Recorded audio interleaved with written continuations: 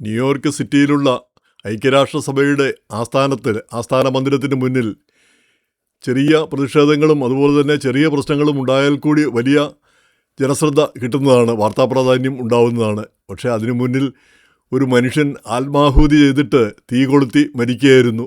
ഒരൊറ്റ മനുഷ്യന് പത്രങ്ങളിൽ ഒരു ചെറിയ വാർത്ത വന്നു എന്ന് മാത്രം. അതും എല്ലാ പത്രങ്ങളിലും വന്നോ എന്ന് തന്നെ സന്ദേഹം.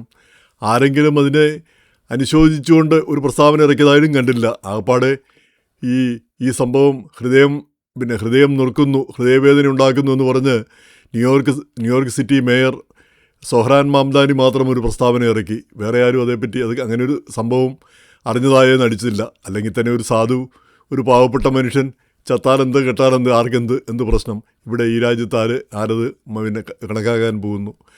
അപ്പോൾ ഈ ടിബറ്റിൽ നിന്ന് വന്ന അദ്ദേഹത്തിൻ്റെ പേര് ലോബ്ഗോ റങ്സൻ എന്ന് പറഞ്ഞ ഒരു 54-കാരനാണ് തീ കൊളുത്തി ആത്മാഹുതി ചെയ്തത്. അദ്ദേഹം തന്നെ അത് വീഡിയോയിൽ ചിത്രീകരിക്കാൻ ഫോണൊക്കെ തയ്യാറാക്കി വെച്ച് അദ്ദേഹം വരുന്നതും ഈ മതപരമായ ഒരു ഡ്രസ്സ് ഇട്ടുകൊണ്ട് വരുന്നതും പിന്നീട് തീ ആളി പടരുന്നതും ഏകദേശം 30 സെക്കൻഡോളം അദ്ദേഹം ആ തീ സഹിച്ചവിടെ നിന്നു. 30 സെക്കൻഡ് കഴിഞ്ഞപ്പോഴത്തേക്ക് അദ്ദേഹം വീണു. പിന്നെ തീർച്ചയായിട്ടും അത്രയും വലിയ തീ ശരീരമാകെ ആസകലം എണ്ണയോ അതുപോലുള്ള സാധനങ്ങളോ പുരട്ടിയിട്ടായിരിക്കുമല്ലോ വരുന്നത്. അപ്പോഴത്തേക്ക് അദ്ദേഹം വീണു. വൈകാതെ പാരാമെഡിക്സ് എത്തി തീ അണച്ചു. അദ്ദേഹത്തെ ബെൽവ്യൂ ആശുപത്രിയിൽ കൊണ്ടുപോയെങ്കിലും രക്ഷിക്കാനായില്ല. അത്രയധികം വലിയ പൊള്ളലായിരുന്നു. അപ്പോൾ ഇന്ന് അദ്ദേഹത്തിൻ്റെ ചിത്രം വെച്ചുകൊണ്ട് ക്യൂൻസിൽ അവിടെ ടിബറ്റിൽ നിന്ന് വന്ന ആളുകളെല്ലാം അതിന് പ്രത്യേക പ്രാർത്ഥനകളൊക്കെ നടത്തുന്നു. അതുപോലെ തന്നെ ഇന്ത്യയിൽ ധർമ്മശാലയിൽ ടിബറ്റിൽ നിന്ന് അവർ താമസിക്കുന്ന അവരുടെ ഒരു കേന്ദ്രമായ ധർമ്മശാലയിൽ അവിടെയും പ്രത്യേക പ്രാർത്ഥനകളൊക്കെ നടന്നു. അപ്പോൾ ഇതിനകം തന്നെ ഏതാണ്ട് 150-ൽ പരം പേര് ഈ ടിബറ്റിലും ഒക്കെ ആയിട്ട് ആത്മാഹുതി ചെയ്തിട്ടുണ്ട്. ഇപ്പം ഇങ്ങേരെ ആത്മഹത്യ ചെയ്യുന്നതിന് ഇങ്ങേരെ എഴുതി വച്ചിരിക്കുന്ന കുറിപ്പുണ്ട്. വളരെ വേദന ഉണ്ടാക്കുന്നതാണ്. എനിക്ക് തിന്നാനോ കുടിക്കാനോ ഇല്ലാഞ്ഞിട്ടല്ല, അല്ലെങ്കിൽ വസ്ത്രമില്ലാഞ്ഞിട്ടല്ല, അല്ലെങ്കിൽ ഒന്നും ഇല്ലാത്തത് കൊണ്ടല്ല. ഇങ്ങനെ ഊബർ ഡ്രൈവറായിരുന്നു. അങ്ങനെ ദാരിദ്ര്യമോ കഷ്ടപ്പാടോ അല്ലേ ഒന്നും ഉള്ളതുകൊണ്ടല്ല. പക്ഷേ എൻ്റെ രാജ്യത്തിന് വേണ്ടി, എൻ്റെ ജനതയ്ക്ക് വേണ്ടിയാണ് ഞാനിത് ചെയ്യുന്നത്. എന്നെക്കൊണ്ട് ചെയ്യാൻ ഇതേ കഴിയൂ എന്നാണ് അദ്ദേഹം പറഞ്ഞിരിക്കുന്നത്. അതായത് ചൈന ടിബറ്റ് പിടിച്ചടക്കുകയും അവിടുത്തെ സംസ്കാരം ഇല്ലാതാക്കാനാണ് ചൈന ശ്രമിക്കുന്നത്. ഇപ്പോൾ പുതിയൊരു നിയമങ്ങൾ കൊണ്ടുവന്നിരിക്കുന്നു. ഈ ചൈനയിലെ മൊത്തം സംസ്കാരം, ഭാഷയും അതുപോലെ തന്നെയുള്ള കാര്യങ്ങളെല്ലാം ഏകോപിപ്പിക്കുക, ഇതെല്ലാം തമ്മിൽ ഒരു ഐകരൂപ്യമുണ്ടാക്കുക. ഇങ്ങനെ ഭിന്നതകൾ നാനാത്വം എന്നുള്ള ആ ഐഡിയ തന്നെ ഇല്ലാതാക്കി കളയുക, എല്ലാം ഒന്നാക്കി മാറ്റുക. ഇപ്പോൾ ഉയ്ഗൂറിൽ തന്നെ മുസ്ലിങ്ങളെ അറസ്റ്റ് ചെയ്യുകയും അവർക്ക് ഒരു മസ്തിഷ്ക പ്രക്ഷാളനമാണ് നടക്കുന്നത്. അവരെ അതിൽ നിന്ന് അവരുടെ ചിന്താഗതിയിൽ നിന്ന് മാറ്റിക്കളയുക, ഈ കമ്മ്യൂണിസത്തിന് അനുരൂപമായ ഒരു ചിന്താഗതിയിലേക്ക് മാറ്റിയെടുക്കുക. ഭൗതികവാദവും അല്ലെങ്കിൽ മതനിരാസവും ഇങ്ങനെയുള്ള കാര്യങ്ങളിലേക്ക്. അപ്പോൾ ആ രീതി തന്നെയാണ് അവർ ടിബറ്റിലും ചെയ്യുന്നത്. ടിബറ്റിൽ ജനത ആകപ്പാടെ ഇത്തിരി പേരേ ഉള്ളൂ. ടിബറ്റ് ഒറ്റപ്പെട്ട് കിടക്കുന്നൊരു സ്ഥലമാണ്. എന്താണ് ലോകത്തിൻ്റെ ഒരു മേൽപ്പുര എന്ന് പറയുന്ന സ്ഥലമാണ്. അപ്പോൾ അങ്ങോട്ട് അവർ വലിയ റോഡുകളും വലിയ പാലങ്ങളും ഒക്കെ, റെയിൽ സംവിധാനമൊക്കെ ഏർപ്പെടുത്തി വലിയ കാര്യങ്ങളെല്ലാം അങ്ങോട്ട് ചെയ്തിട്ടുണ്ട് അവർ. പക്ഷേ എല്ലാം ലക്ഷ്യമിടുന്നത് ഇതാണ്, അവരുടെ സംസ്കാരം തകർത്ത് അതിനെ ചൈനീസ് സംസ്കാരത്തിൻ്റെ ഭാഗമാക്കി മാറ്റുക. ഈ ദലൈലാമ ഇപ്പോൾ 90 വയസ്സൊക്കെ കഴിഞ്ഞിരിക്കുന്നു. അപ്പോൾ അടുത്ത ദലൈലാമ, അവരുടെ വിശ്വാസമനുസരിച്ച് ഒരു ദലൈലാമ മരിക്കുമ്പം വേറൊരു കുട്ടിയിൽ ആ ദലൈലാമ ഇൻകാർണേറ്റ് ചെയ്യും, അവതരിക്കും. അപ്പോൾ ആ കുട്ടിയെ കണ്ടെത്തണം. അപ്പോൾ അതെല്ലാം അതിനുള്ള മതപരമായ അധികാരമൊക്കെ ഉള്ള പുരോഹിതന്മാരുണ്ട്. പക്ഷേ ചൈന പറഞ്ഞിരിക്കുന്നത് അവർ തന്നെ അങ്ങ് തീരുമാനിക്കും. അവരാണ് അടുത്ത ദലൈലാമയെ തീരുമാനിക്കുമെന്നാണ് പറഞ്ഞിരിക്കുന്നത്. അതുപോലെ ദലൈലാമ കഴിഞ്ഞാൽ അധികാരമുള്ള മറ്റൊരു മതനേതാവായിരുന്നു പഞ്ചൻ ലാമ.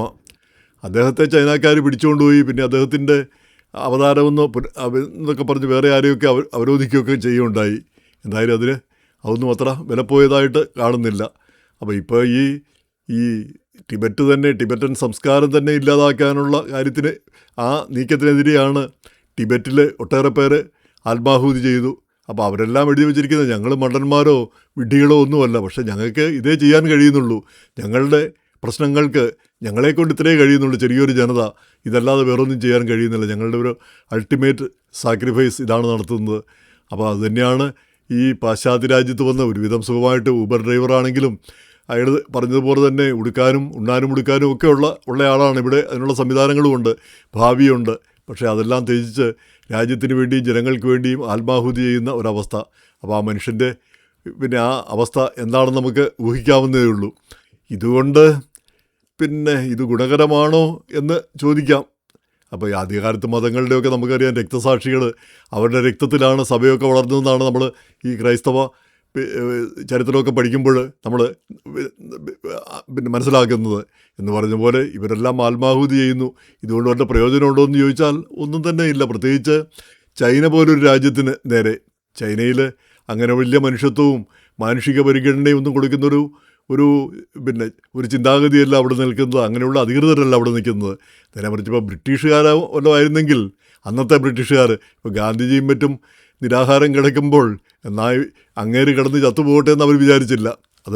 അതിനെ വിലമതിക്കാനും എതിർപ്പിനെ വിലമതിക്കാനും അങ്ങനെയുള്ളൊരു സംസ്കാരമായിരുന്നു ബ്രിട്ടനിലുണ്ടായിരുന്നത്. അവർ ജനാധിപത്യവും ഒക്കെ നിലനിൽക്കുന്ന, അതിൽ വിശ്വസിക്കുന്നൊരു സംസ്കാരം. പക്ഷേ ചൈനയിൽ അങ്ങനെയില്ല. മനുഷ്യന് വലിയ വിലയൊന്നുമില്ല. മനുഷ്യനോ മനുഷ്യൻ്റെ പിന്നെ അവസ്ഥയ്ക്കോ ഒന്നും വലിയ വിലയൊന്നുമില്ല. അവരുടെ രാജ്യ താല്പര്യങ്ങളും അവരെന്താഗ്രഹിക്കുന്നു അത് പാർട്ടി താല്പര്യങ്ങളും ഇതൊക്കെയാണ് പ്രധാനപ്പെട്ട കാര്യങ്ങൾ. അപ്പോൾ അങ്ങനെയുള്ള ഒരു രാജ്യത്ത് ഇത്തരം ആത്മാഹുതി കൊണ്ട് എന്താണ് പ്രയോജനം ലഭിക്കുന്നത്?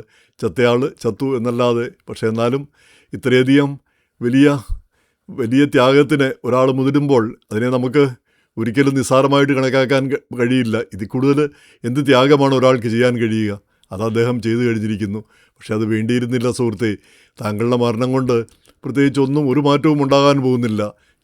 ചൈനയ്ക്കൊരു മനം മാറ്റമോ അല്ലെങ്കിൽ നിങ്ങളുടെ ജനതയ്ക്ക് എന്തെങ്കിലും ഒരു ഗുണമോ ഉണ്ടാകാൻ പോകുന്നില്ല.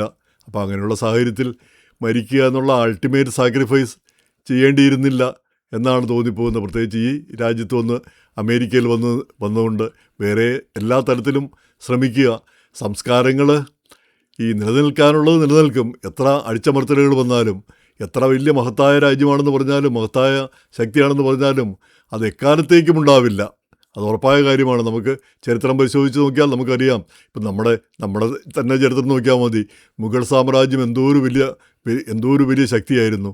പക്ഷേ അത് ഈ ഷാജഹാൻ്റെയും അക്ബറിൻ്റെയും ഷാജഹാൻ്റെയും ജഹാംഗീർ, ഷാജഹാൻ, പിന്നെ ഔറംഗസീബ് വരെ ആ ഒരു 3-4 ഭരണാധികാരികൾ പിന്നെ 1600 മുതൽ 1550 മുതൽ അക്ബറിൻ്റെ കാലം മുതൽ ഒരു 1700 വരെ 150 വർഷം അതെന്തായിരുന്നു? എത്രയോ വലിയ ശക്തിയായിരുന്നു, ലോകത്തിലെ ഏറ്റവും വലിയ ശക്തിയായിരുന്നു. പക്ഷേ പിന്നീട് അതങ്ങ് ഇല്ലാതായി തീർന്നു. അത് പിന്നെ ഓരോരോ കാരണങ്ങൾ കൊണ്ട്. അപ്പോൾ ഒരു രാജ്യവും ഒരു മഹത്തായ ശക്തിയും അങ്ങനെ അമിതകാലം നിലനിൽക്കില്ല എന്നാണ് ചരിത്രം പഠിപ്പിക്കുന്നത്. ഇപ്പോൾ അമേരിക്ക ഇപ്പോൾ 250-ാം വാർഷികം ആഘോഷിക്കുകയാണ് ഇന്ന്. പിന്നെ ഈ ബ്രിട്ടൻ അതുപോലെ തന്നെ പിന്നെ 100 വർഷത്തിൻ്റെ പാരമ്പര്യമുണ്ട് ബ്രിട്ടീഷ് ഗവൺമെൻറ്റിനും. എന്നതൊക്കെ ഒഴിച്ചാൽ, ഇങ്ങനെയുള്ള ഈ ജനാധിപത്യ രാജ്യങ്ങൾ ഒഴിച്ചാൽ, ഇങ്ങനെയുള്ള ഏകാധിപത്യ രാജ്യങ്ങളുടെ നിലനിൽപ്പ് ഒരുപാട് കാലം, ഒരുപാട് തലമുറ ലോകാവസാനം വരെ ഉണ്ടാവില്ല. അതിന് മാറ്റങ്ങൾ വരും. അപ്പോൾ അതുകൊണ്ട് കാത്തിരിക്കുക എന്നുള്ളതാണ് ഈ ടിബറ്റിലെ പാവപ്പെട്ട ജനങ്ങളോട് പറയാനുള്ളത്. ഈ നിങ്ങളുടെ സംസ്കാരം നിങ്ങളുടെ മനസ്സിലാണിരിക്കുന്നത്. നിങ്ങൾ പിന്നെ മരിക്കുകയും ഇങ്ങനെയുള്ള മഹാത്യാഗങ്ങൾ ചെയ്യുകയും ചെയ്യുന്നത് അത് നമ്മളെയെല്ലാം മുറിപ്പെടുത്തുന്നു, നമ്മളെല്ലാം വേദനിപ്പിക്കുന്നു. നമുക്കും ഒന്നും ചെയ്യാനാവില്ല, ഒന്നും ചെയ്യാനുള്ള കഴിവില്ല. ഇപ്പം ലോകത്തിൽ ചൈനയ്ക്കെതിരെ ഒരാളും പറയാൻ പോകുന്നില്ല. ആകപ്പാടെ മാംദാനി പിന്നെ ആരെയും പേടിക്കുന്നില്ലാത്തതുകൊണ്ട് പറയുന്നു എന്ന് മാത്രം.